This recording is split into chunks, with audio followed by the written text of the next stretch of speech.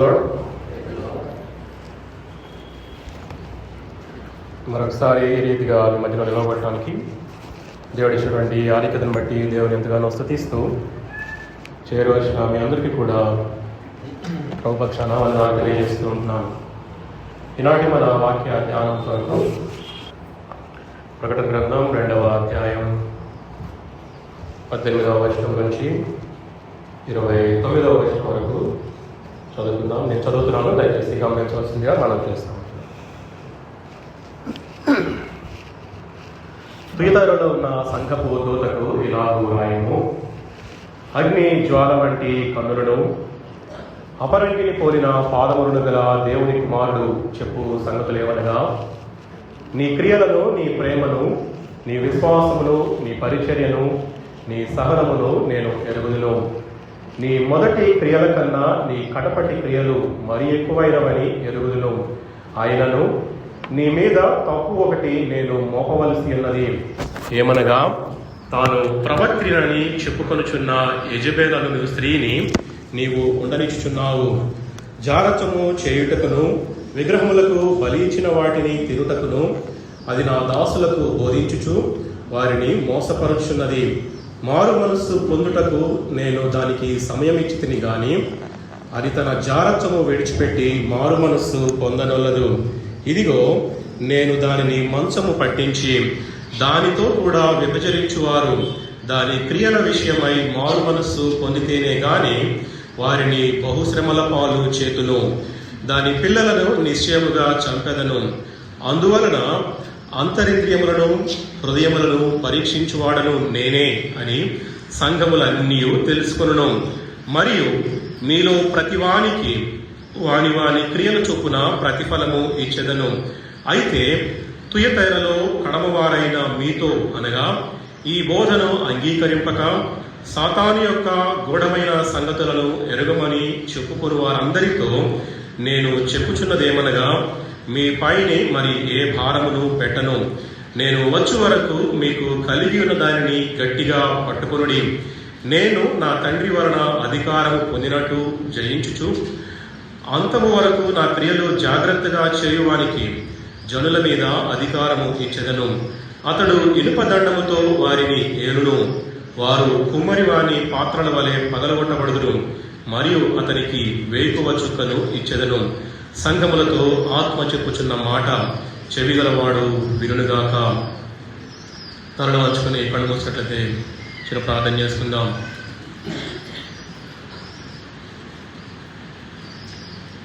ప్రేమగల తండ్రి, పరిశుద్ధమైన దేవ, ఇంతవరకు నాయన మీ సన్నిధిని మాతో పాటు ఉంచారని మీకు వందనాలు స్తోత్రాలు తెలియజేస్తూ ఉంటున్నాను మా ప్రభువా. మరొకసారి నాయన నీ పాద సముఖానికి వస్తూ ఉంటున్నాం ప్రభువా. మా మధ్యలో మీరు ఉంచిన లేఖన భాగాలన్నింటిని బట్టి నాయన మీకు వందనాలు తెలియజేస్తున్నాం ప్రభువా. నాయన అలనాటి తుయతైర సంఘాన్ని నాయన మా ముందు ఉంచుతున్నందుకు నాయన మీకు స్తోత్రాలు చెల్లిస్తుంటున్నాను మా ప్రభువా.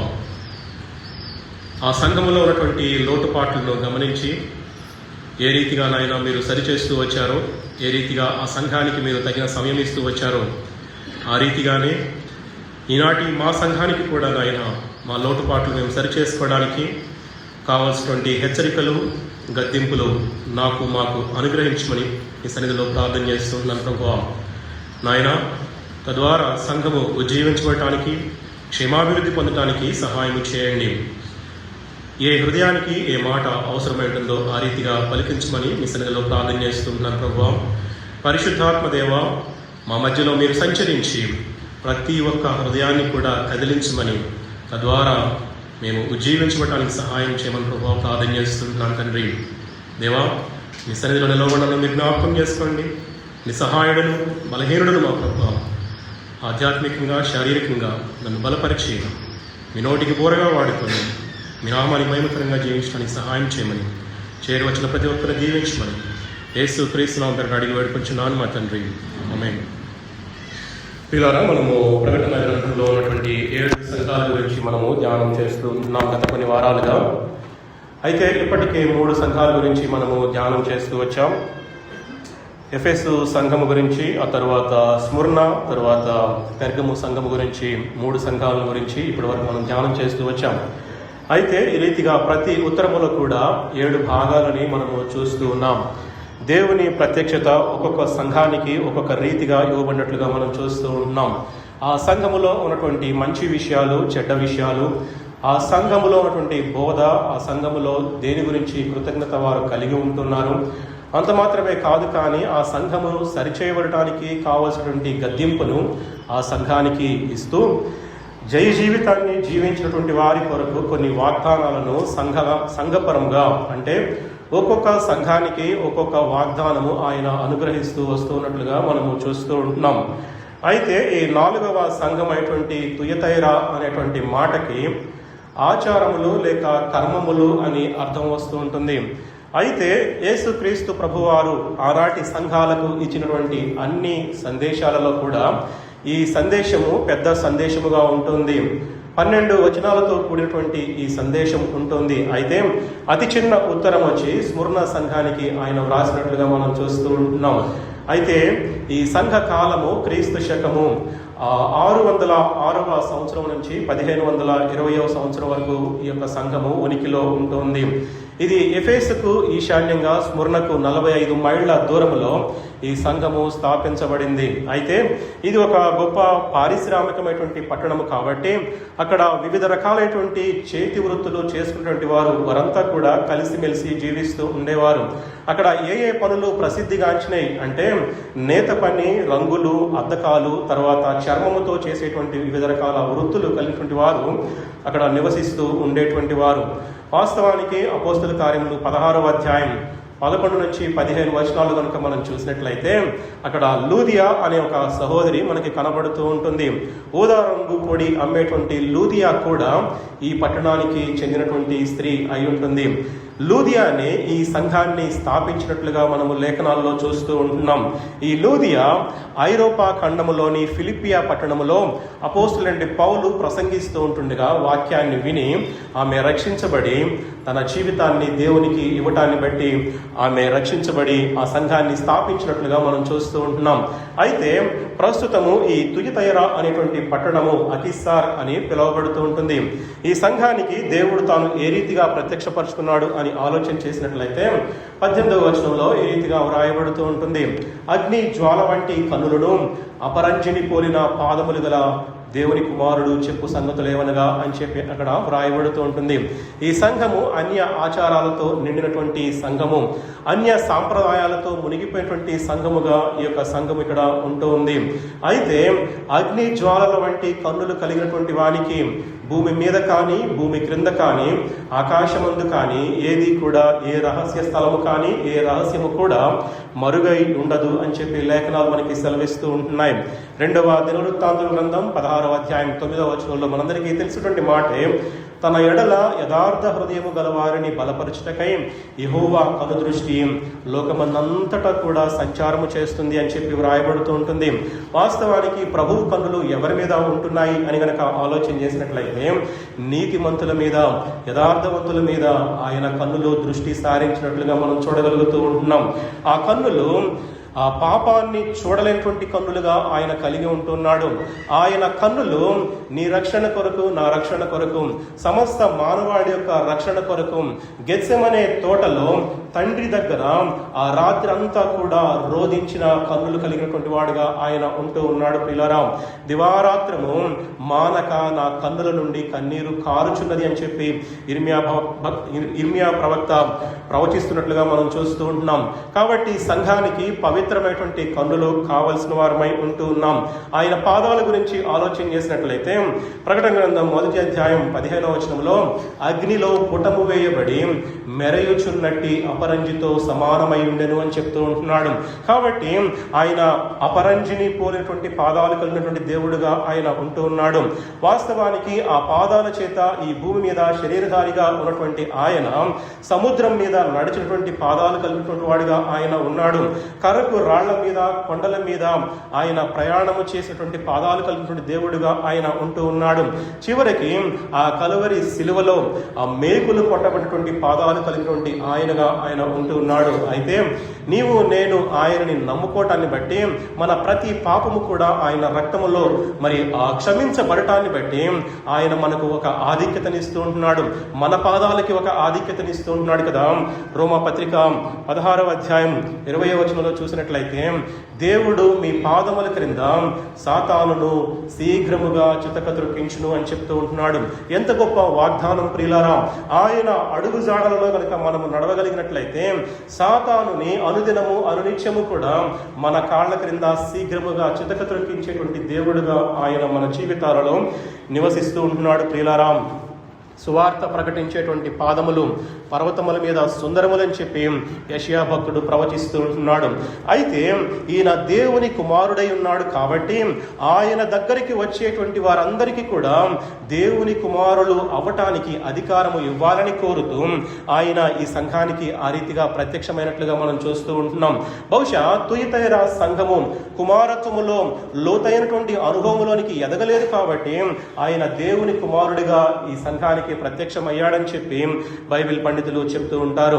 అయితే ఈ యొక్క సంఘములో ఉన్నటువంటి మంచి విషయాల గురించి మనం ఆలోచన చేసినట్లయితే ఒక 5 విషయాలు ఇక్కడ 19వ వచనంలో మనకు కనబడుతూ ఉంటున్నాయి ప్రియులారా. మాటి మాటికి ఆ సంఘములో ఉన్నటువంటి విశ్వాసులను ఉద్దేశించి నీ క్రియలను, నీ ప్రేమను, నీ విశ్వాసమును, నీ పరిచర్యను, నీ సహనమును అని చెప్తూ ఉంటున్నాడు. మాటి మాటికి కూడా ఆయన నీ నీ నీ అని చెప్పి నొక్కి వక్కాణిస్తున్నట్లుగా మనం చూస్తూ ఉంటున్నాం ప్రియులారా. ఆ 5 విషయాల్లో మొదటి విషయాన్ని కనుక మనం జ్ఞానం చేసినట్లయితే మొదటిగా ఆయన అంటున్నాడు కదా, నీ క్రియలను నేను ఎరుగుదును అంటున్నాడు. వాస్తవానికి వారి మొదటి క్రియల కంటే కూడా కడపటి క్రియలు మరి ఎక్కువైనాయి అని చెప్పి ప్రభువారు ఆ సంఘము గురించి, ఆ సంఘములో ఉన్నటువంటి వారి గురించి ఆయన సాక్ష్యం ఇస్తూ ఉన్నట్లుగా మనం చూస్తూ ఉంటున్నాం. ఎందుకంటే మంచి పనులు చేస్తే లేక సత్క్రియలు చేస్తే రక్షించబడతారు అనేటువంటి బోధ లేక అనేటువంటి అపోహ ఆ సంఘ కాలములో ఎంతో విరివిగా వాడుకలో ఉంది. కాబట్టి ఆయన ఈ సంఘాన్ని హెచ్చరిస్తూ ఉంటున్నాడు కదా, నీ క్రియలను నేను ఎరుగుదును అని చెప్తూ ఉంటున్నాడు. మంచి పనులు చేస్తే రక్షించబడరు అని చెప్పి మనకి లేఖనాలు సెలవిస్తూ ఉంటున్నాయి. రోమాపత్రిక 3వ అధ్యాయం 20వ వచనం కనుక మనం చూసినట్లయితే క్రియల మూలముగా ఏ మనుష్యుడును ఆయన దృష్టికి నీతిమంతుడని తీర్చబడడు అని చెప్పి లేఖనాలు మనకి సెలవిస్తూ ఉంటున్నాయి ప్రియులారా. కాబట్టి మనము చేసేటువంటి మంచి పనుల ద్వారా, సత్క్రియల ద్వారా మనకు రక్షణ కలగదు. కానీ మనము రక్షించబడిన తరువాత మనము చేసేటువంటి క్రియల ద్వారా దేవునికి ఘనత కలుగుతుంది అని చెప్పి మనము నేర్చుకోవాల్సిన వారమై ఉంటున్నాం ప్రియులారా. కాబట్టి సంఘములో ఉన్నటువంటి ప్రతి ఒక్కరూ కూడా వారి విశ్వాసము ద్వారా వారి క్రియలను వెల్లడి చేయవలసిన వారై ఉంటున్నారు. రెండవదిగా ఆలోచన చేసినట్లయితే ఆయన అంటున్నాడు కదా, నీ ప్రేమను నేను ఎరుగుదును అంటూ ఉన్నాడు. ఈ సంఘము ప్రభువు పట్ల ఎంతో లోతైనటువంటి ప్రేమను కలిగినటువంటి సంఘముగా ఉంటుంది. అయితే ఆయన కనుగొన్న దాని ప్రకారము ఆ ప్రేమలో సరైనటువంటి లోతు లేదు అని చెప్పి ఆయన అర్థం చేసుకొని, కాబట్టి ఆ సంఘములో ఉన్నటువంటి వారు ఆయనను ప్రేమించలేనటువంటి వారి గురించి ఆయన ఈ రీతిగా పలుకుతూ ఉంటున్నాడు. వారు దేవుని ఇష్టాన్ని పూర్తిగా గుర్తించలేకపోయినట్లుగా ఆయన చూస్తూ ఉంటున్నాడు. సంఘము ఎప్పుడూ కూడా పరిపక్వమైనటువంటి ప్రేమని, పరిపూర్ణమైనటువంటి ప్రేమని, నిండైనటువంటి ప్రేమని సంఘము కనుపరచవలసిన వారై ఉంటున్నారు. కానీ ఆ తరువాతి వచనాలు కనుక మనం చూసినట్లయితే ఈ సంఘములో ఉన్నటువంటి అమాయకుల వారి జీవితాలను ఆసరా చేసుకుని సంఘ నాయకులే, సంఘములో బోధించేటువంటి వారే వారితో పాపము చేయించినట్లుగా మనము తర్వాత వచనాల్లో చూస్తూ ఉంటున్నాం. కానీ ఆ సంఘములో కొందరు నిష్కళంకంగా దేవునిని ప్రేమించారు కనుక నీ ప్రేమ నాకు తెలుసు అని దేవుడు సాక్ష్యం ఇస్తున్నట్లుగా మనం చూస్తూ ఉంటున్నాం. మూడవదిగా మనం చూసినట్లయితే నీ విశ్వాసమును నేను ఎరుగుదును అంటున్నాడు. ఈ సంఘము ఒక అమూల్యమైనటువంటి విశ్వాసాన్ని పొందినటువంటి సంఘముగా దేవుడు గుర్తించి నీ విశ్వాసాన్ని నేను ఎరుగుదును అంటూ ఉన్నాడు. ఈ సంఘ కాలములో ఉన్నటువంటి విశ్వాసుల్ని వాల్డిషియన్స్ అంటారు. అయితే వీరు సత్క్రియలు చేస్తూ దేవునిలో ముందుకు సాగినటువంటి జనాంగముగా ఉండటాన్ని బట్టి వారు ఆ రీతిగా పిలువబడ్డారని చెప్పి బైబిల్ పండితులు సెలవిస్తూ ఉంటున్నారు. కాబట్టి ప్రియ సంఘమా, మన విశ్వాసాన్ని అనుదినము కూడా బేరీజు వేసుకోవాల్సినటువంటి ఆవశ్యకత ఎంతైనా ఉంటుంది ప్రియులారా. 4వదిగా చూసినట్లయితే నీ పరిచర్యను నేను ఎరుగుదును అంటూ ఉన్నాడు. తుయతైర సంఘస్థులు పరిచర్యలో కూడా చాలా గొప్పవాళ్లుగా ఉన్నట్టు వారు దేవుడు సాక్ష్యం ఇస్తూ ఉంటున్నాడు. వారి జీవితాలలో మాటల కన్నా కూడా చేతలు మిన్న అన్నట్లుగా వారి జీవితాలలో పరిచర్య అంటే మాటలు చెప్పడం కంటే కూడా గొప్ప పరిచర్య చేసి చూపించడాన్ని బట్టి వారు చేసినటువంటి పరిచర్యను దేవుడు జ్ఞాపకము చేసుకుంటున్నట్లుగా మనం చూస్తూ ఉంటున్నాం. మత్తయి సువార్త 20వ అధ్యాయం 28వ వచనంలో ప్రభువారు చెప్తూ ఉంటున్నారు కదా, మనుష్య కుమారుడు పరిచారము చేయించుకొనుటకు రాలేదు కానీ పరిచారము చేయుటకు వచ్చెను అని చెప్పి ఆయన సాక్షాత్తు తనను గురించి తాను ఆయన ప్రకటిస్తూ ఉన్నట్లుగా మనం చూస్తూ ఉంటున్నాం ప్రియులారా. కాబట్టి ఆ యొక్క ఆ వాక్యాన్ని వారు ఆధారం చేసుకొని ఆ సంఘములో ఉన్నటువంటి వారు దేవుని కొరకు పరిచర్య చేసి దేవుని కొరకు బలముగా నమ్మకంగా పరిచర్య చేసినట్లుగా మనం చూడగలుగుతూ ఉంటున్నాం. అయితే సంఘములో పరిచర్య చేసేటువంటి ప్రతి ఒక్కరూ కూడా వాక్యానుసారంగా మనం ఆలోచించినట్లయితే వారు అనింజులుగా ఉండాలి, నిందారహితులుగా ఉండాలి. అంటే ఎటువంటి నింద కూడా వారు నిందారహితులుగా వారు జీవించాలి అని చెప్పి లేఖనాలు సెలవిస్తూ ఉంటున్నాయి. మాన్యులుగా ఉండాలి అని చెప్పి లేఖనాలు సెలవిస్తూ ఉంటున్నాయి. సంఘములో ఉన్నటువంటి ప్రతి ఒక్కరూ కూడా పరిచర్య చేసే భాగ్యాన్ని పొందుకోలేకపోవచ్చు, కానీ సంఘములో ఉన్నటువంటి కొంతమంది మాత్రమే సమర్పించుకొని దేవుని కొరకు నిజాయితీగా నమ్మకంగా యథార్థంగా పరిచర్య చేస్తారు. మరొక విషయం ఏంటంటే సంఘములో పరిచర్య చేయడానికి దేవుని కృప చాలా చాలా ముఖ్యమైనటువంటి పాత్ర పోషిస్తుంది అని చెప్పి మనము పదే పదే వింటూ వస్తూ ఉంటున్నాం. అయితే సంఘం యొక్క పరిచర్య విషయంలో లేక వ్యక్తిగత పరిచర్య విషయంలో దేవుని పిలుపును దేవుని చిత్తాన్ని మనము గ్రహించవలసిన వారమై ఉంటూ ఉన్నాం ప్రియులారా. ఏదో బలవంతంగా లేక వారసత్వంగా చేసేది పరిచర్య కాదు. ఆ పరిచర్య ఎన్నటికీ నిలబడదు, కానీ ఆ పరిచర్య ఫలవంతంగా ఉండాలి అంటే మనం చేసేటువంటి పరిచర్య దేవుని పిలుపుకు తగినట్లుగా ఉందా లేదా, దేవుని చిత్తాన్ని అనుసరించి మనం పరిచర్య చేస్తున్నామా లేదా అనేటువంటి విషయాన్ని మనం పరిశీలన చేసుకుని మనము పరిచర్య చేయవలసిన వారమై ఉంటూ ఉన్నాం. ఒకవేళ దేవుని పిలుపు లేకుండా దేవుని చిత్తానికి వ్యతిరేకంగా మనం పరిచర్య చేసినట్లయితే ఒకానొక దినాన ఆయనను ఎదుర్కొన్నప్పుడు, అయా నీ గురించి అద్భుతాలు చేశాము, అనేక మందిని స్వస్థపరిచాం కదా అంటే ఆయన అంటాడు కదా, నేను అడిగానా నిన్ను అంటాడు. కాబట్టి ఆయన చిత్తానుసారంగా చేసినటువంటి పరిచర్య, ఆయన పిలుపును గ్రహించి చేసినటువంటి పరిచర్య మాత్రమే ఆ రెండవ రాకడలో కట్టబడేటువంటి పరిచర్య, గుర్తించబడేటువంటి పరిచర్య అని చెప్పి మనము నేర్చుకోవాల్సిన వారమై ఉంటున్నాం ప్రియులారా. ఆ తర్వాత 5వదిగా ఆలోచన చేసినట్లయితే ఆయన అంటున్నాడు కదా, నీ సహనాన్ని నేను ఎరుగుదును అంటూ ఉన్నాడు. ఈ సంఘస్థులు సహనములో కూడా దిట్టలుగా ఉన్నట్లుగా ఆయన గ్రహించి ఈ సంఘము గురించి సాక్ష్యం చెప్తూ ఉంటున్నాడు. హెబ్రీ పత్రిక 12వ అధ్యాయం 1వ వచనంలో మనందరికీ తెలిసినటువంటి మాట, మన ఎదుట ఉంచబడినటువంటి పరుగు పందెములో ఓపికతో పరిగెత్తుదాము అని చెప్తూ ఉంటున్నాడు. విశ్వాసులముగా మన జీవితాలలో ఎంతో ఓపికని సహనాన్ని ప్రదర్శించవలసిన వారమై ఉంటూ ఉన్నాం. వాస్తవానికి మన జీవితాలలో ప్రతి విషయానికి కూడా తొందరపడుతూ ఉంటాం. ఆయన అనుగ్రహించేటువంటి ఈవుల కొరకు ఎదురు చూడకుండా మన స్వంత నిర్ణయాలు తీసుకొని బోర్లా పడినటువంటి సందర్భాలు అనేకం మన జీవితాల్లో ఉంటూ ఉన్నాయి. కానీ ఆయన కొరకు, ఆయన ఇచ్చేటువంటి ఈవుల కొరకు మనం సహనం కలిగి జీవించినట్లయితే ఆయన మన జీవితాలను ఆశీర్వదించేటువంటి దేవుడుగా ఆయన ఉంటూ ఉన్నాడు. కాబట్టి సంఘములో ఓపికతో ఫలించడానికి సహనము ఎంతో అవసరమై ఉంటుంది ప్రియులారా. కానీ ఈరోజు నీ గురించి నా గురించి దేవుడు సాక్ష్యం ఇవ్వాలి అంటే ఈ 5 విషయాల్లో ఏమని సాక్ష్యం ఇవ్వగలరు? మనం చేసేటువంటి అనుదిన క్రియలు దేవుని దృష్టికి ఇష్టపూర్వకంగా ఉన్నాయా? ఆయన్ని సంతోషపెట్టే రీతిగా మన క్రియలు చర్యలు ఉంటూ ఉన్నాయా? దేవునిని నమ్మకంగా యథార్థవంతంగా ప్రేమించగలిగినటువంటి ప్రేమ మన జీవితాలలో కనబడుతూ ఉంటుందా? మరి మన విశ్వాసము ఏ రీతిగా ఉంటుంది? మన జీవితంలో కలిగేటువంటి అనేకమైనటువంటి పరిస్థితుల్లో ఆ విశ్వాసాన్ని ఆధారం చేసుకుని మన జీవితాలు కట్టుకోవాల్సిన వారమై ఉంటున్నాం. సంఘములో ఏ రీతిగా పరిచర్య చేస్తూ ఉంటున్నాం? మనం చేసేటువంటి పరిచర్య దేవుని చిత్తాన్ని నెరవేర్చగలుగుతూ ఉంటుందా? దేవుని ఇష్టాన్ని నెరవేర్చగలుగుతుందా? పరిశీలించుకోవాల్సిన వారమై ఉంటున్నాం. మరి ముఖ్యంగా ఎటువంటి సహనాన్ని నీవు నేను తోటి సహోదరుల పట్ల, తోటి సహోదరుల పట్ల, ఇరుగు పొరుగు వారి పట్ల కుటుంబీకుల పట్ల కలిగి ఉంటున్నాం అనేటువంటి ప్రశ్న మన ముందు ఉంటుంది ప్రియులారా. అయితే ఈ సంఘములో ఉన్నటువంటి లోపాల గురించి ఆయన ఎత్తి చూపుతూ ఉంటున్నాడు. 20వ వచనం కనుక మనం చూసినట్లయితే, ఆయనను నీ మీద తప్పు ఒకటి నేను మోపవలసినది ఏమనగా, తాను ప్రవక్త్రినని చెప్పుకొనుచున్న యెజబేలు అను స్త్రీని నీవు ఉండనిచ్చుచున్నావు. జారత్వము చేయుటకును విగ్రహములకు బలి ఇచ్చిన వాటిని తినుటకును అది నా దాసులకు బోధించుచు వారిని మోసపరుచున్నది అని చెప్పి ఒక లోపము ఆయన ఈ సంఘములో నుంచి ఎత్తి చూపుతున్నట్లుగా మనం చూస్తూ ఉంటున్నాం. ఇది చాలా తీవ్రమైనటువంటి బాధాకరమైనటువంటి విషయము. ఈ సంఘములో యెజబేలు అనే స్త్రీ ఆ స్త్రీ యొక్క బోధల్ని అనుమతించినట్లుగా మనం చూస్తూ ఉంటూ ఉన్నాం ప్రియులారా. అయితే ఈ యెజబేలు యొక్క బ్యాక్గ్రౌండ్ కనుక మనం ఆలోచన చేసినట్లయితే, ఆమె అన్యరాజు కుమార్తెగా ఉంటుంది. యూదుడైన అహాబు రాజుని పెండ్లి చేసుకొని అతన్ని తన వశము చేసుకొని దేవుని సేవకు బద్ద విరోధురాలు అయినట్లుగా మనము లేఖనాల్లో చూస్తూ ఉంటున్నాం. అయితే అహాబు సున్నతి పొందినటువంటి ఇశ్రాయేలీయుల రాజుగా ఆయన ఉంటూ ఉన్నాడు. పవిత్రమైనటువంటి ధర్మశాస్త్రము అనుదినము చదువుతూ ఉండేవాడు. అయితే నీతిగా భక్తిగా జీవించి దేవుని దృష్టిలో ప్రజల దృష్టిలో మంచి పేరు పొందవలసిన వాడు.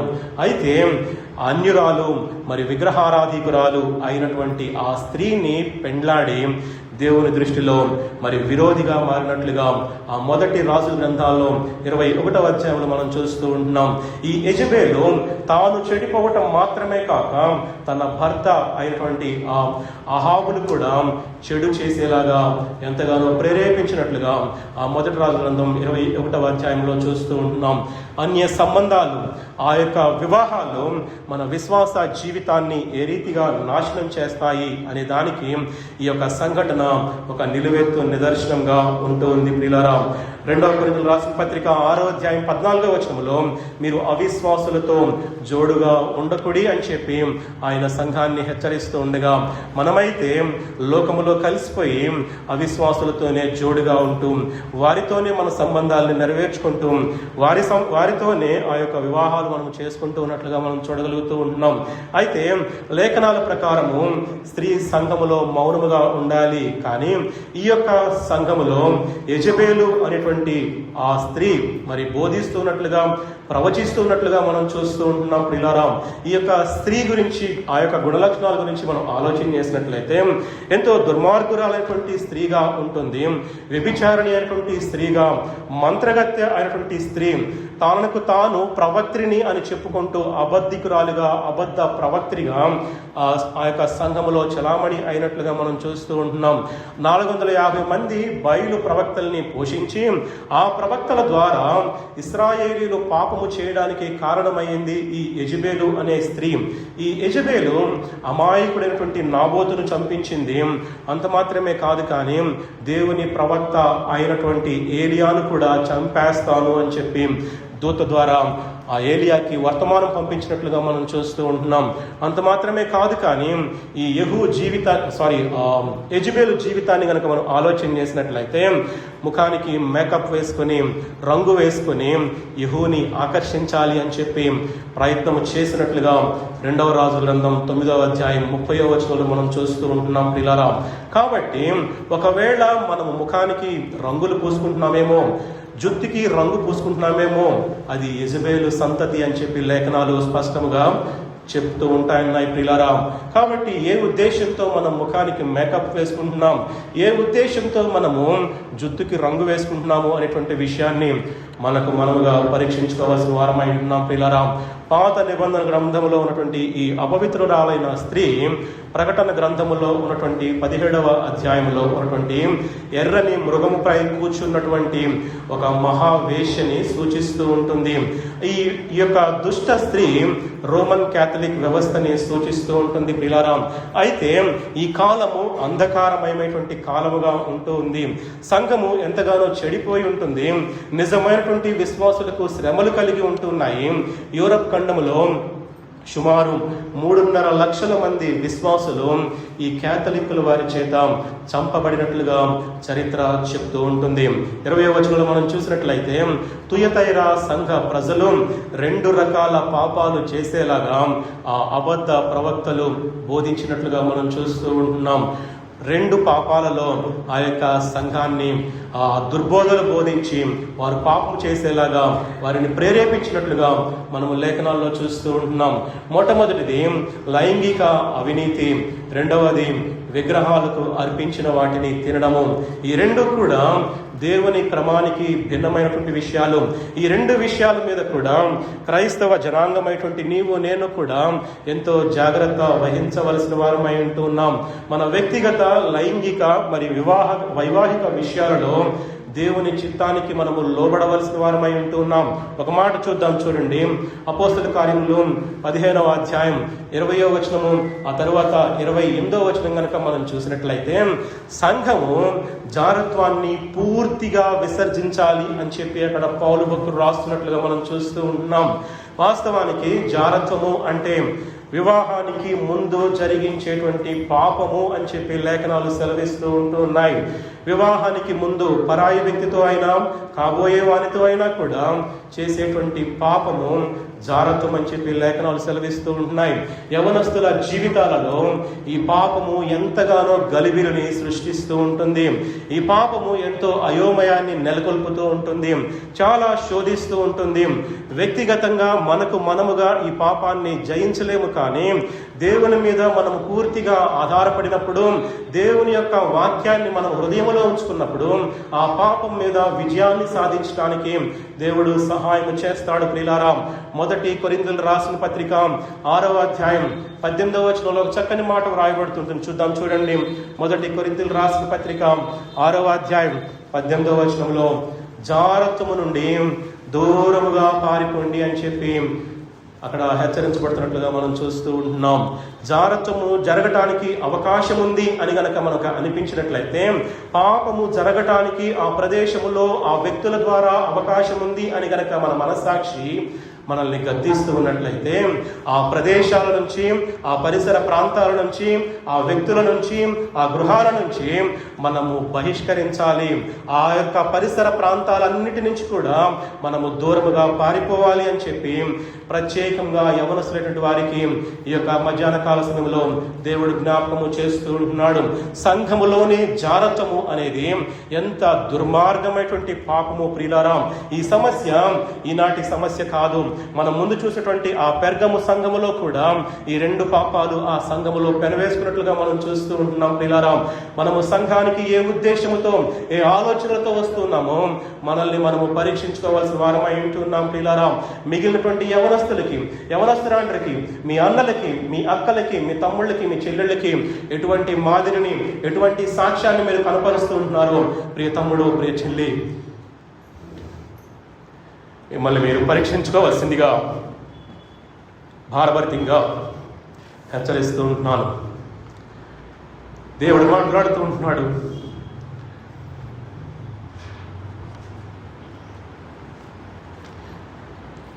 సంఘములోనే జారత్వము చేస్తూ దేవుని బల్లలో కనుక చేయి వేస్తున్నట్లయితే నీకంటే అయోగ్యురాలు, నీకంటే అయోగ్యుడు, దుర్మార్గుడు, దుర్మార్గురాలు మరెవరు కూడా ఉండరు. ప్రియులారా, కాబట్టి నీ మీద దేవుని ఉగ్రత కుమ్మరించబడక ముందే దేవుడిచ్చిన సమయాన్ని సద్వినియోగం చేసుకోవాలని చెప్పి దేవుడు జ్ఞాపకము చేస్తూ ఉన్నాడు. ప్రియులారా, ఇప్పటికే ఈ పాపములో ఉన్నట్లయితే కనుక అనేక సార్లు నీవు ఈ పాపం నుంచి బయటికి రావాలి అని చెప్పి ప్రయత్నం చేస్తూ ఉండవచ్చు, కానీ నీ అంతటా నీవుగా ఈ పాపం నుంచి బయటకు రాలేవు. కానీ దేవుని మీద పూర్తిగా ఆధారపడినప్పుడు దేవుడు ఖచ్చితంగా సహాయం చేస్తాడని చెప్పి లేఖనాలు సెలవిస్తూ ఉంటున్నాయి. ప్రియులారా, శారీరకంగా కలిస్తేనే పాపమని కాదు, కానీ నీ హృదయంలో పాపము చేసినా కూడా అది దేవుని దృష్టిలో జారత్వం అని చెప్పి లేఖనాలు సెలవిస్తూ ఉంటున్నాయి. ప్రియులారా, యేసు క్రీస్తు ప్రభువారు సెలవిస్తూ ఉన్నారు కదా, నీ హృదయంలో ఆ యొక్క వ్యభిచారపు చూపు చూసినట్లయితే, మోహపు చూపు చూస్తేనే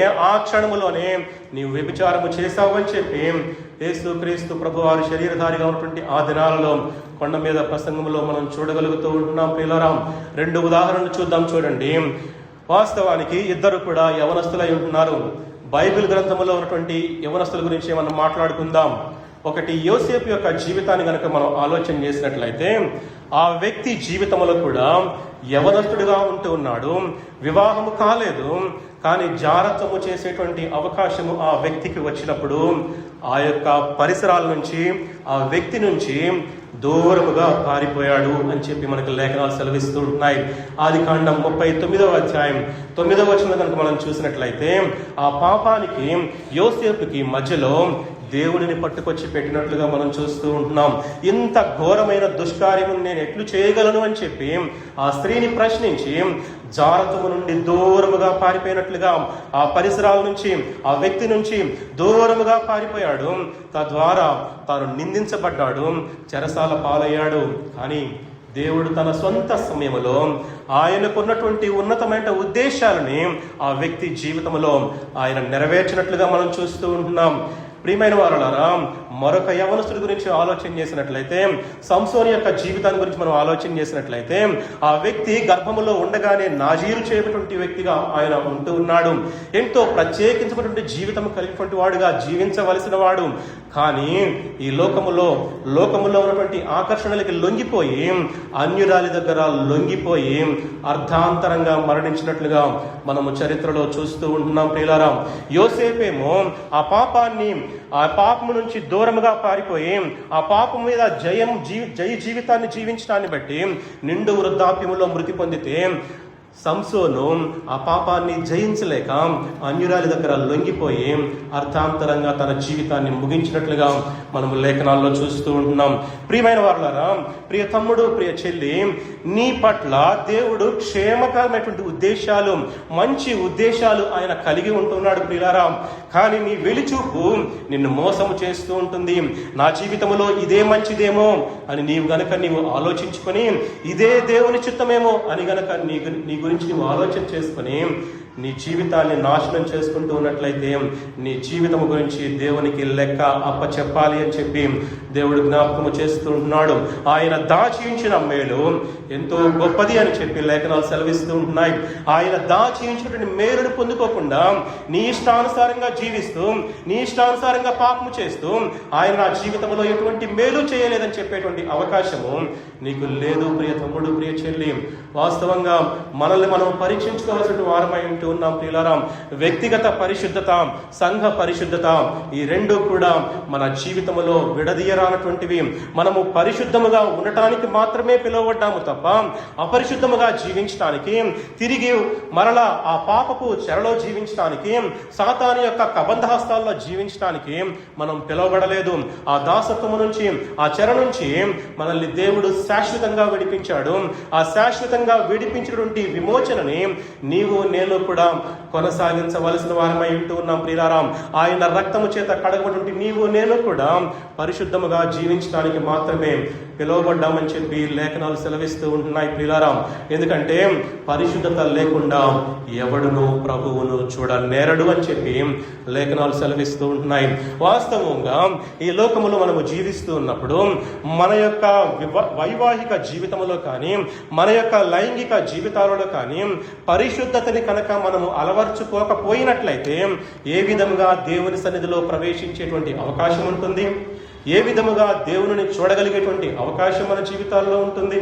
పరీక్షించుకోవాల్సిన వారమై ఉంటున్నాం ప్రియులారా. అయితే తుయతైరా ఈ విషయాన్ని గుర్తించకుండా పరిశుద్ధత విషయంలో విఫలమై లైంగిక అవినీతిని ఆశించి వారు జీవితాలలో అపజయాన్ని పొందినట్లుగా మనం చూస్తూ ఉంటూ ఉన్నాం. 1 కొరింథీయులకు రాసిన పత్రిక 6వ అధ్యాయం 15వ వచనంలో ఒక కఠినమైనటువంటి మాట వ్రాయబడుతూ ఉంటుంది.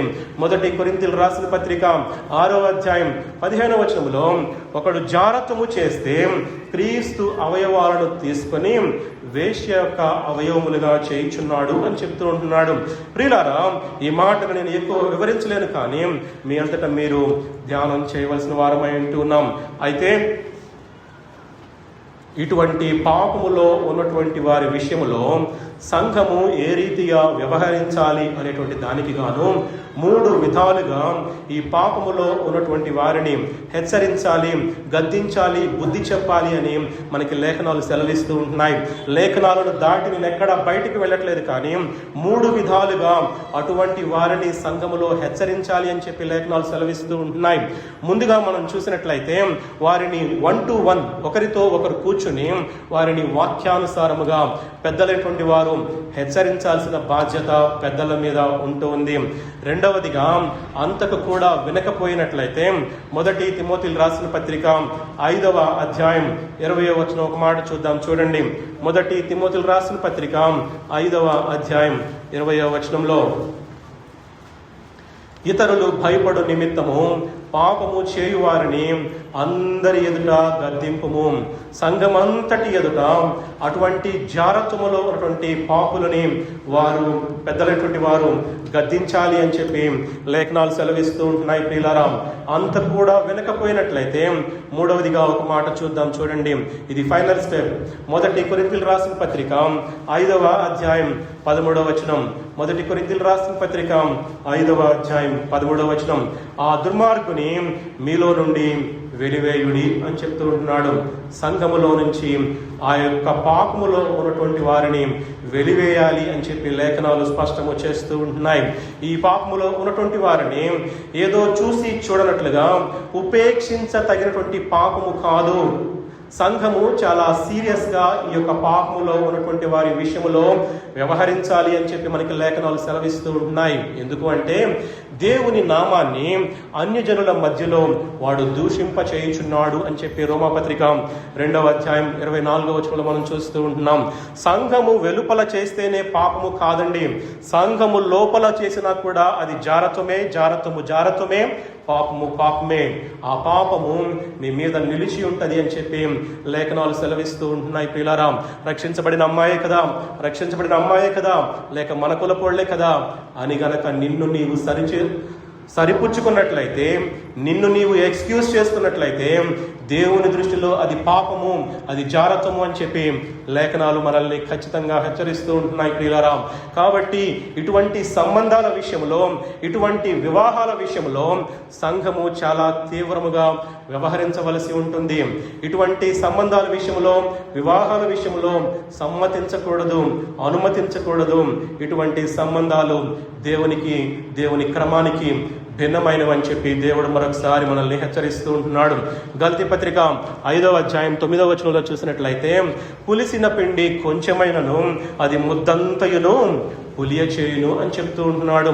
ఒకని మార్గము వాని దృష్టికి యథార్థంగా కనపడుతుంది, కానీ అది తుదకు ఎక్కడికి చేరుస్తుందంటే మరణానికి చేరుస్తుంది అని చెప్పి లేఖనాలు సెలవిస్తూ ఉంటున్నాయి. పిల్లరా, మనము సరిపుచ్చుకోవడానికి ఏ విషయమైనా మనం సరిపుచ్చుకోవచ్చు, కానీ ఏ రకంగా అయినా కూడా మనం సరిపుచ్చుకోవచ్చు, కానీ అది దేవుని దృష్టిలో పాపము, జారత్వము అని చెప్పి దేవుడు మనల్ని హెచ్చరిస్తూ ఉంటున్నాడు. పిల్లరా, అయితే ఎఫెసీ పత్రిక 5వ అధ్యాయం 25 నుంచి 27 వచనాలు కనుక మనం చూసినట్లయితే, యేసు క్రీస్తు ప్రభువారు 2వ రాకడలో వరుడుగా తిరిగి రాబోతూ ఉంటున్నారు.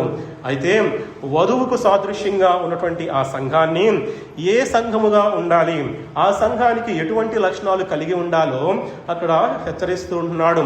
మచ్చ, ముడత, డాగు, కళంకము అట్టిది మరి ఏదైనాను లేనటువంటి సంఘాన్ని, అట్టి వధువు సంఘాన్ని వరుడైనటువంటి యేసు క్రీస్తు ప్రభువారు కోరుకుంటూ ఉన్నారు. అంటే the lord almighty is expecting a perfect gift from the church కదా. అయితే ఇలా ఆలోచన చేద్దాం. ఎవరికైనా ఒక గాజు బొమ్మని మనము ప్రజెంటేషన్గా ఇవ్వాలి అనుకుందాం. అయితే అది ఇచ్చే ముందే పగిలిపోయింది. ఇవ్వగలుగుతామా? ఇవ్వలేము. కొన్ని తీసుకోగలుగుతామా? ఎవరన్నా ఇస్తే తీసుకోలేము. కాబట్టి ఆయన ఎక్స్పెక్ట్ చేసేది, ఆయన మనల నుంచి ఏం ఎక్స్పెక్ట్ చేస్తున్నాడు అని కనుక ఆలోచన చేసినట్లయితే, భవిష్యత్తులో యవనస్తున్నటువంటి వారు వరుడుగా, వధువుగా సిద్ధపరచబడబోతూ ఉంటున్నారు. అయితే ఎటువంటి బహుమతిని నీ జీవిత భాగస్వామికి నువ్వు అందించబోతూ ఉంటున్నావు? మలినమైపోయేటువంటి శరీరాన్న, ముక్కలైపోయేటువంటి హృదయాన్న, ఈ రెండు కూడా ఆయన దృష్టిలో పాపాలు. నీ జీవిత భాగస్వామికి అవి ఎటువంటి సంతోషాన్ని ఇవ్వలేవు. ఎందుకు అంటే నీ నుంచి నీ భాగస్వామి ఒక పరిశుద్ధమైనటువంటి బహుమతిని ఆశిస్తూ ఉంటారు. కాబట్టి లేఖనానుసారంగా మనం ఆలోచన చేసినట్లయితే ఒక పరిశుద్ధమైనటువంటి బహుమానంతో ఆ వ్యక్తికి మనం ప్రజెంట్ చేయవలసిన వారమై ఉంటున్నాం. ఈ మధ్యాహ్న కాల సమయంలో మరి ఎటువంటి తీర్మానం చేసుకుంటారో ప్రియ యవనస్తులారా, ఒక తీర్మానం చేసుకుని ఒక చక్కని తీర్మానం చేసుకుందాం. దేవునికి సజీవ యాగముగా మన శరీరాలను సమర్పించుకుందాం. ప్రియులారా, ఆ సంఘములో ఉన్నటువంటి రెండవ తప్పు గురించి ఆలోచన చేసినట్లయితే విగ్రహార్పితమైన వాటిని తినడము అని చెప్తూ ఉంటున్నాడు. ఒక మాట చూద్దాం, చూడండి. 1 కొరింథీయులకు రాసిన పత్రిక 10వ అధ్యాయం 14వ వచనం.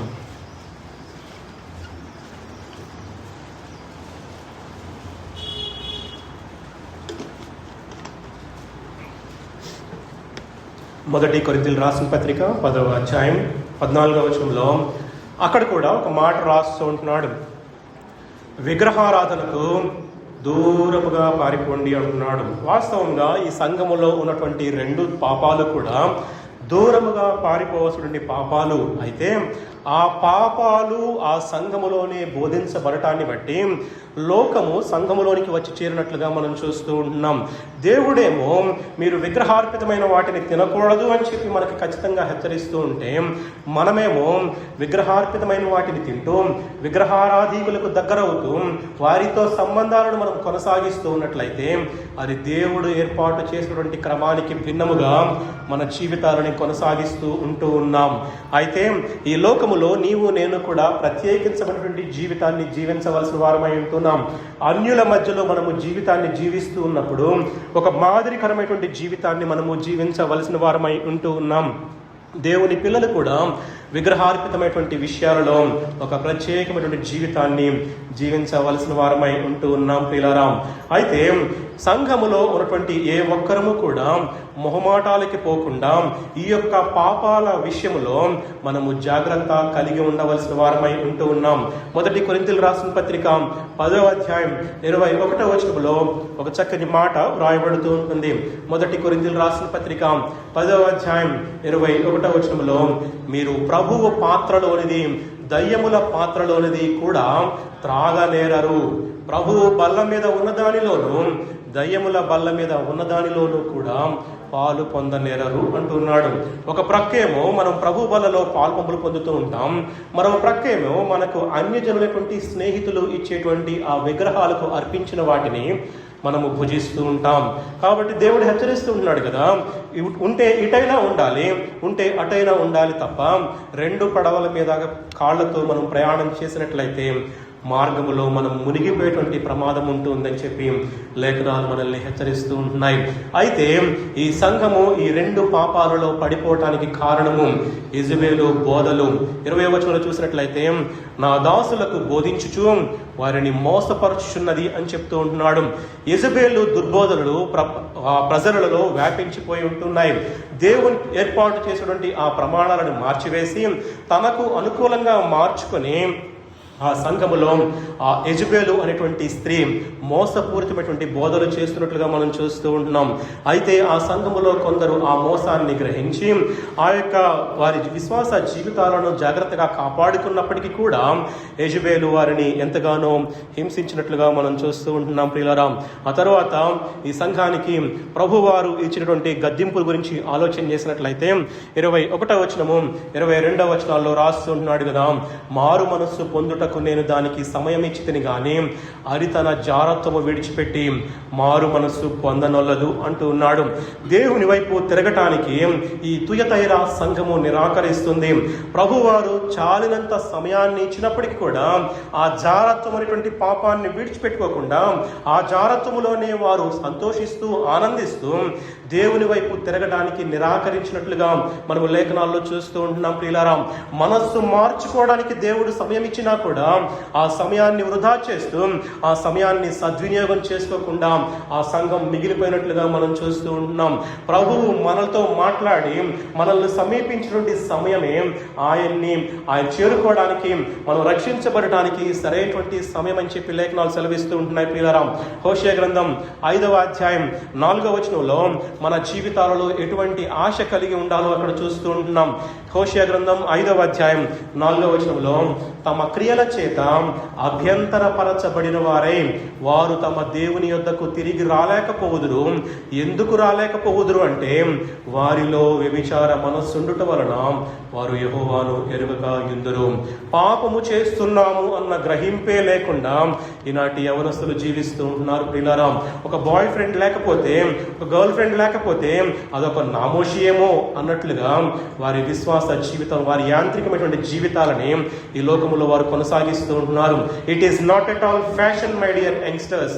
ఎందుకంటే దేవుని క్రమానికి అది భిన్నమైనది అని చెప్పి మనకు లేఖనాలు సెలవిస్తూ ఉంటున్నాయి.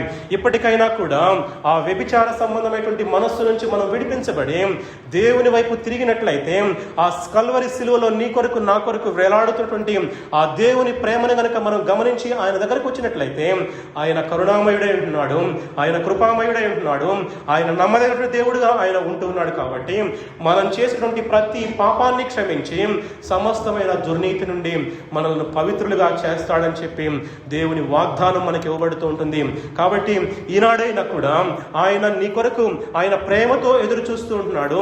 నీ మార్పు కొరకు, నీ మారు మనస్సు కొరకు ఆయన ప్రేమతో ఎదురు చూస్తున్నట్లయితే, ఒకవేళ యెజబెలు ఏ రీతిగా అయితే ప్రతిస్పందించడం లేదో ఆ రీతిగానే మనము కూడా దేవుని యొక్క పిలుపును పెడచెవిపెట్టినట్టయితే ఆయన ఉగ్రతకు మనము గురి కావాల్సిన వారమై ఉంటున్నామని చెప్పి దేవుడు హెచ్చరిస్తూ ఉంటున్నాడు. ప్రియులారా, మారు మనస్సు పొందడానికి సమయం ఇచ్చినా కూడా మారు మనస్సు పొందట్లేదు. కాబట్టి 22వ వచనంలో మరొక మాట రాస్తూ ఉంటున్నాడు, ఇదిగో నేను దానిని మంచము పట్టించి దానితో కూడా వ్యభిచరించువారు దాని క్రియల విషయమై మారు మనస్సు పొందితేనే గాని వారిని బహుశ్రమల పాలు చేస్తాను అంటున్నాడు.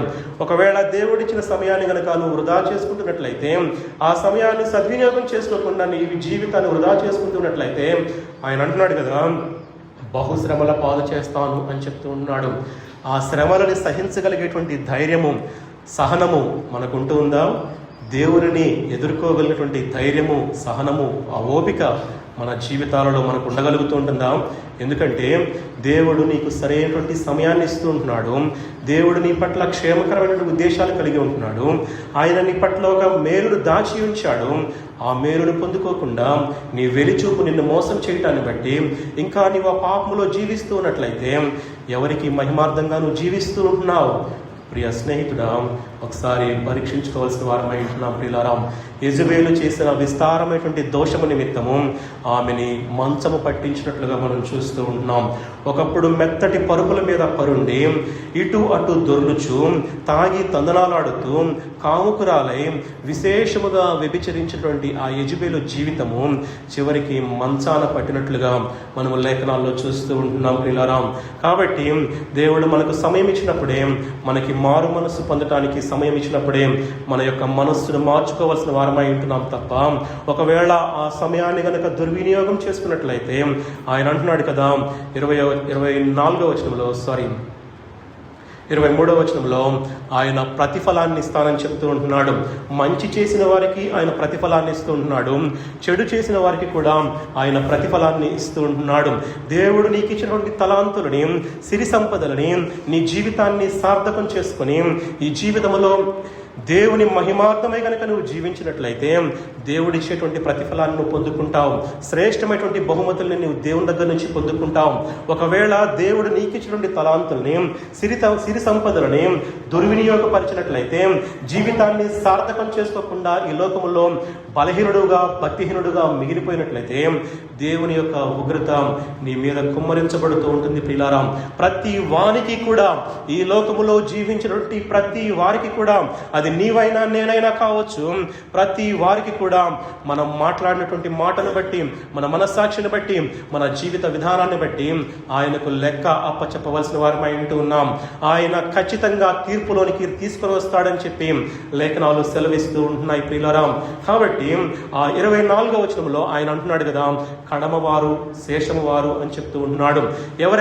ఎవరు ఈ కడమవారు అని ఆలోచన చేసినట్లయితే ఆ అబద్ధ బోధలకు దూరముగా ఉండి సరైనటువంటి సిద్ధాంతాలని ఆ సంఘములో ఆచరిస్తూ ఉన్నారు, వారిని శేషము అని చెప్పి ఇక్కడ సంబోధిస్తున్నట్లుగా మనం చూస్తూ ఉంటున్నాం.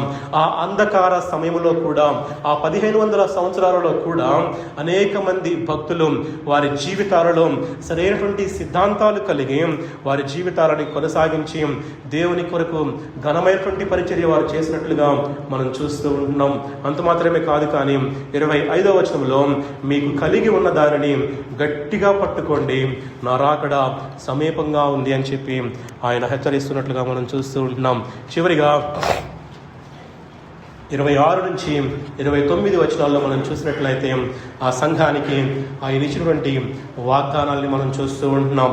2 వాగ్దానాలు జయ జీవితాన్ని జీవించిన వారికి ఆయన అనుగ్రహించినట్లుగా మనం చూస్తూ ఉంటున్నాం. మొట్టమొదటిది 26వ వచనంలో చివరి భాగంలో జనుల మీద అధికారము ఇచ్చెదను అని చెప్తూ ఉంటున్నాడు. క్రీస్తుతో పాటు దేవుని రాజ్యములో అధికారము గలవారమై ఉంటాము అనేటువంటి వాగ్దానాన్ని మనకు అక్కడ ఆయన అనుగ్రహిస్తున్నట్లుగా మనం చూస్తూ ఉంటున్నాం. 1000 ఏళ్ల పరిపాలనలో యేసుక్రీస్తు ప్రభువారితో పాటు ఈ లోకములో జయ జీవితాన్ని జీవించిన వారు కూడా యేసుక్రీస్తు ప్రభువారితో పాటు రాజ్య పరిపాలన చేస్తారు అనేటువంటి వాగ్దానాన్ని ఆయన ఇస్తున్నట్లుగా చూస్తూ ఉంటున్నాం. అక్కడే రెండవదిగా ఆలోచన చేసినట్లయితే వేకువ చుక్క ఆయన అనుగ్రహిస్తూ ఉంటున్నాడు. ఈ వేకువ చుక్క యేసుక్రీస్తు ప్రభు వారికి సాదృశ్యంగా ఉంటుంది. జనాంగములను ఏలటం అనేది భూమిపైన అధికారాన్ని చూపిస్తూ ఉంటే, వేకువ చుక్క పరలోకములో మనకు కలిగినటువంటి అధికారాన్ని చూపిస్తూ ఉంటుంది. కాబట్టి ముగించేస్తున్నాను.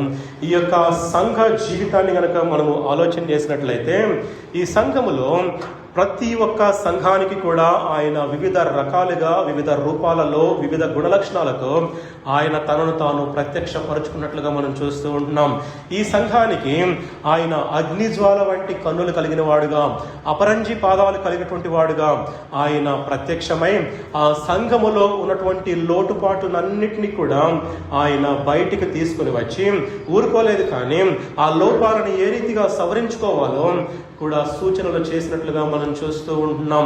ఆనాటి యెజబెలు మాదిరిగానే ఈనాడు కూడా అనేక మంది అబద్ధ ప్రవక్తలు వారికి వారుగానే ప్రవక్తలని పిలుచుకుంటూ ఉన్నారు, వారికి వారుగానే రెవరెండ్ అని పిలిపించుకుంటూ ఉన్నారు, వారికి వారుగానే అపోస్తలులు అని పిలిపించుకుంటూ ఉన్నారు. కానీ వారి బోధనలు కనుక మనం గమనించినట్లయితే అవన్నీ కూడా తప్పుడు బోధలు, అబద్ధ బోధలు అని చెప్పి మనము తెలుసుకోగలుగుతూ ఉంటున్నాం ప్రియులారా. ఆనాటి యెజబెలు మాదిరిగానే ఈనాడు కూడా అనేక మంది వక్రమైనటువంటి దుర్బోధలు బోధిస్తూ ఉంటున్నారు. కానీ ఈనాడు మన సంఘానికి మరొకసారి జ్ఞాపకం చేస్తూ ఉంటున్నాడు కదా, 2 పాపాల నుంచి మనం బయటపడవలసిన వారమై ఉంటున్నాం. ఎవరసలైనటువంటి వారు జారత్వమైనటువంటి పాపములో నుంచి బయటకు రావాల్సిన వారై ఉంటున్నారు. ఆ పాపములో పడకుండా వారి ఘటాన్ని జాగ్రత్తగా కాపాడుకోవాలి అని చెప్పి హెచ్చరించబడుతూ ఉంటున్నాం.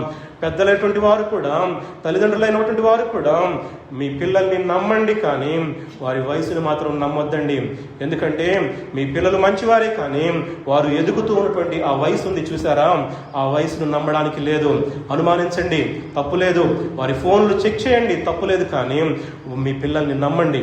కానీ దేవుడు జ్ఞాపకం చేస్తుంటున్నాడు కదా, పెద్దలముగా, తల్లిదండ్రులముగా నీవు నేను కూడా వారితో పాటు సమానమైనటువంటి బాధ్యతలు కలిగి ఉండాలి అని చెప్పి దేవుడు హెచ్చరిస్తూ ఉంటున్నాడు. కాబట్టి ఆయన నీకు నాకు కూడా సమయాన్ని ఇస్తూ ఉంటున్నాడు. సమయం ఉండగానే మనము మనస్సు మార్చుకోవాల్సిన వారమై ఉంటున్నాం. సమయం ఉండగానే దేవుని ప్రేమ నీ కొరకు ఎదురు చూస్తూ ఉండగానే నీవు నేను కూడా మనస్సు మార్చుకోవాల్సిన వారమై ఉంటున్నాం, సరి చేసుకోవాల్సిన వారమై ఉంటున్నాం. ఒకవేళ సరి చేసుకోని పక్షములో దేవుని ఉగ్రత మన మీద కుమ్మరించబడిన దినాన మనకు సహించేటువంటి ఓపిక, సహనము మన దగ్గర ఉండవు అని చెప్పి లేఖనాలు హెచ్చరిస్తూ ఉంటున్నాయి. కాబట్టి ఆ సంఘాన్ని హెచ్చరించినట్లుగానే ఈనాడు మన సంఘాన్ని కూడా ఆయన హెచ్చరిస్తూ ఉంటున్నాడు. ఆయన హెచ్చరికల్ని తీసుకుందాం, ఆయన గద్దింపుల్ని మనం తీసుకుందాం, మన జీవితాన్ని సరి చేసుకుందాం. రాగల దినాలలో దేవుని కొరకు చక్కని సాధనాలుగా, చక్కని సాక్ష్యం కలిగి మనము దేవుని కొరకు జీవిద్దాం. అట్టి కృప, అట్టి దీవెన, అట్టి ధన్యత చేరి వచ్చిన ప్రతి ఒక్కరికి కూడా పరిశుద్ధాత్మ దేవుడు అనుగ్రహించి నడిపించుగాక.